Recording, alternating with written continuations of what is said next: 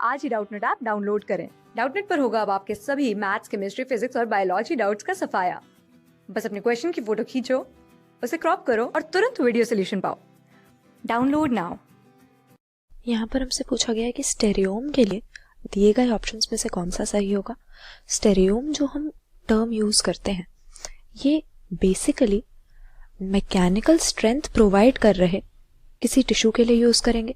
जैसे कि एनिमल्स में अगर देखा जाए तो कुछ एनिमल्स के एंडोस्केलेटन के लिए स्टेरियोम वर्ड यूज करते हैं, और प्लांट किंगडम की जहां तक बात है तो कुछ ऐसे रिजिड टाइप के सेल्यूलर स्ट्रक्चर्स या टिश्यूज जो कि मैकेनिकल स्ट्रेंथ या स्ट्रक्चरल फ्रेमवर्क प्रोवाइड कर रहे हैं उन्हें हम स्टेरियोम कह सकते हैं।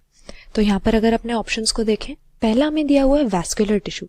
वैस्कुलर टिश्यू हमें मालूम है कि प्लांट बॉडी में मेनली ट्रांसलोकेशन के लिए होता है, यानी डिफरेंट सब्सटेंसेस को एक साइड से दूसरी साइड तक पहुंचाना। मैकेनिकल स्ट्रेंथ भी वैस्कुलर टिश्यू प्रोवाइड कर सकता है।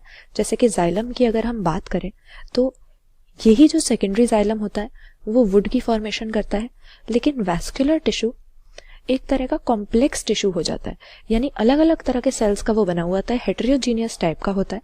तो हम इसको सेलुलर टिश्यू नहीं कह सकते क्योंकि होमोजीनियस नहीं है या एक सिंगल रिजिड लेयर के फॉर्म में ये नहीं होता, डिफरेंट स्ट्रक्चर वाले सेल इसमें होते हैं, तो ये हमारा आंसर नहीं होगा।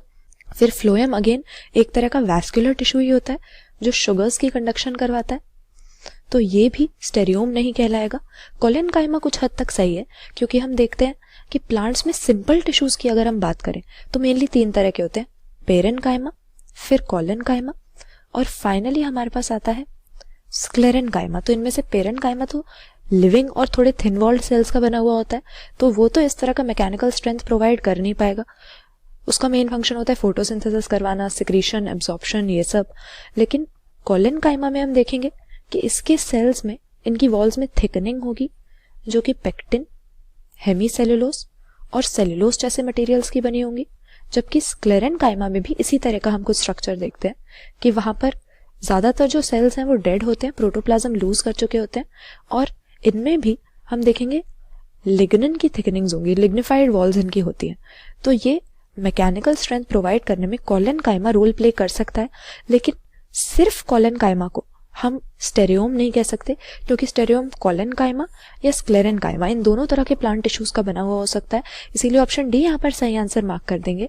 कोई मैकेनिकल टिश्यू या जो सपोर्ट या स्ट्रेंथ प्रोवाइड कर रहा है उसको स्टेरियोम हम नाम दे सकते हैं, जो कि रिजिड टाइप के सेल्स का बना हुआ होगा।